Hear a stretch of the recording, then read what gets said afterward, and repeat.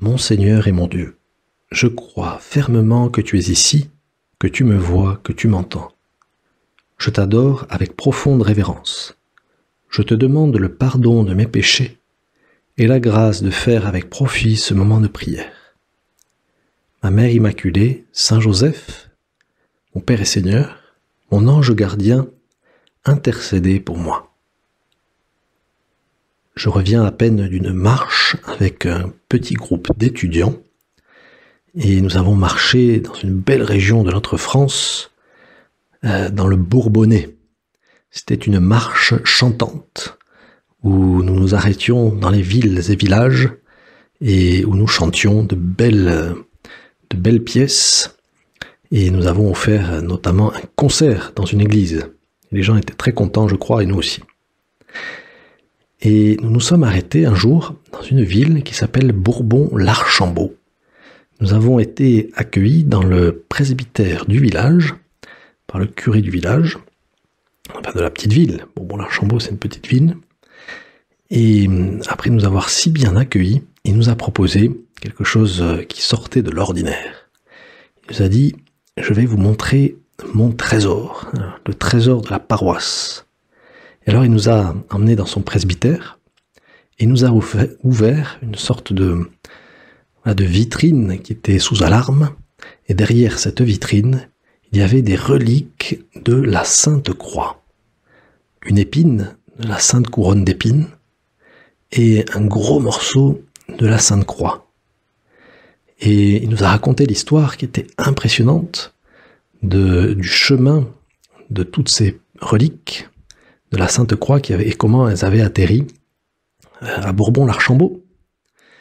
Et elles ont atterri là, comme à Paris, grâce à Saint Louis.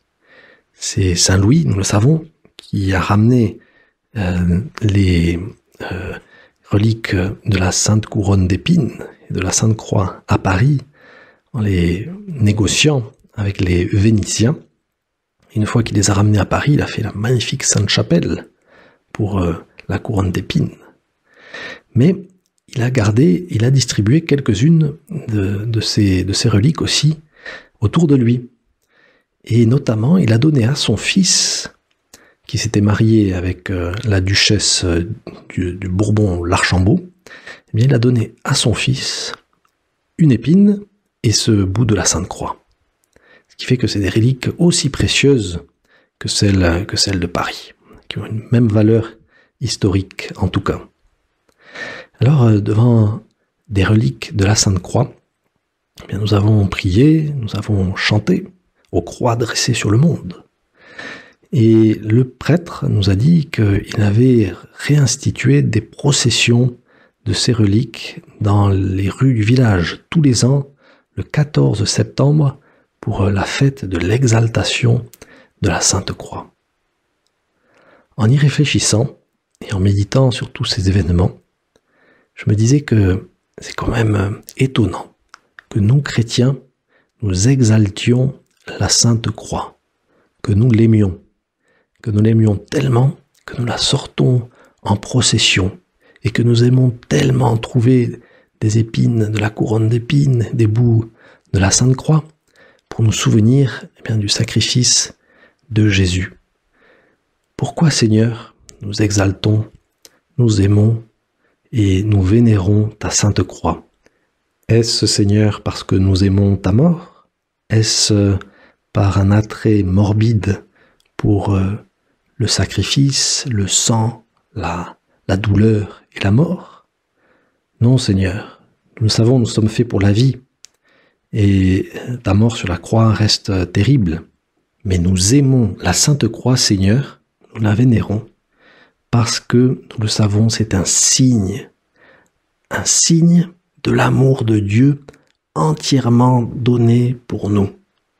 Un signe que Jésus nous a laissé pour nous montrer qu'il a été prêt à donner sa vie pour nous en versant tout son sang par amour pour ses amis.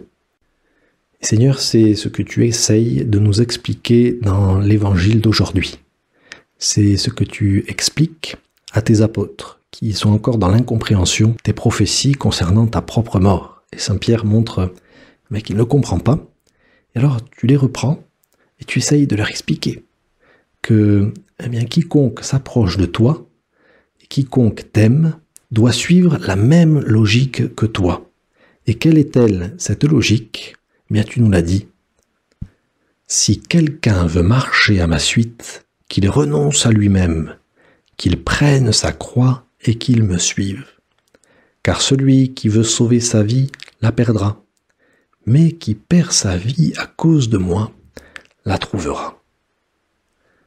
Là, Seigneur, la logique de ta croix, c'est la logique de l'amour que tu vas nous montrer par ta passion, ta mort et ta résurrection. Et c'est la logique dans laquelle tu nous invites à entrer, même si nous ne la comprenons pas instinctivement, même si dans nos sociétés hédonistes et matérialistes, nous faisons tout pour repousser ta sainte croix, la douleur, les souffrances. Mais de la même manière que nous vénérons la croix, non en tant que telle, mais parce qu'elle est le signe de ton amour, de la même manière, Seigneur, nous allons aimer la souffrance, nous allons aimer les sacrifices, parce qu'ils peuvent, si je le veux, être des signes de l'amour dont je suis capable pour toi et pour les autres. Car l'homme est un être de sacrifice, car le fond de son existence est l'amour. Et l'amour est sacrificiel par nature. Citation d'Alexander Schmemann.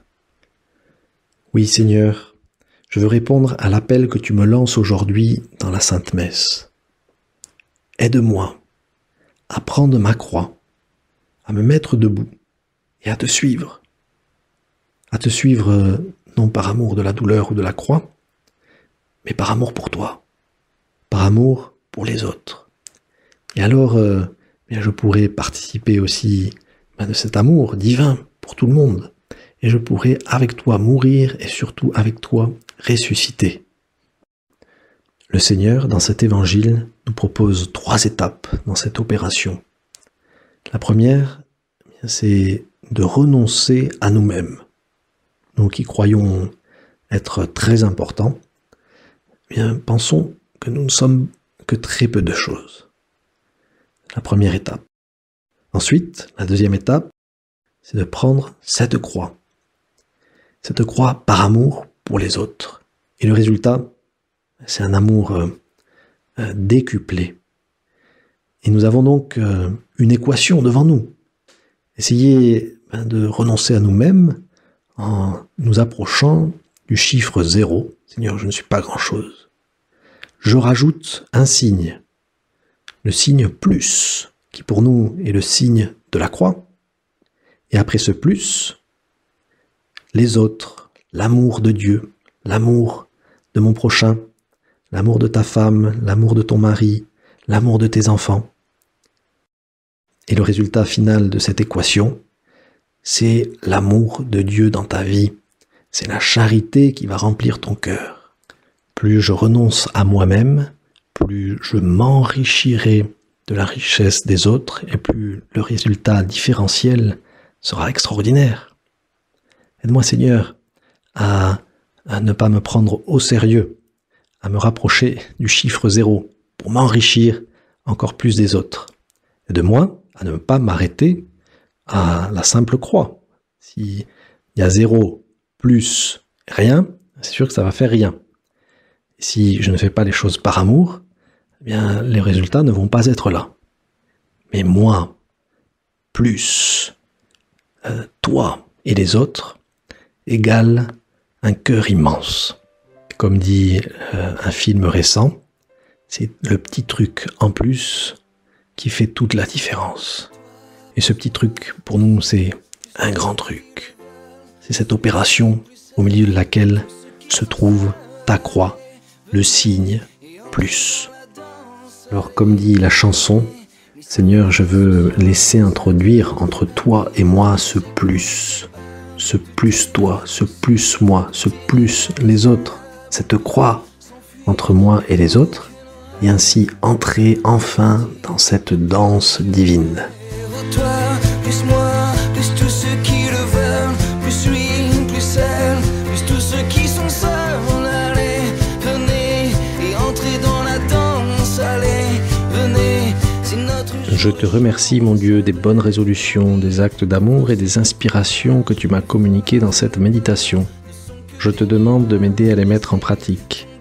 Marie, ma Mère Immaculée, Saint Joseph et mon ange gardien, intercédez pour moi.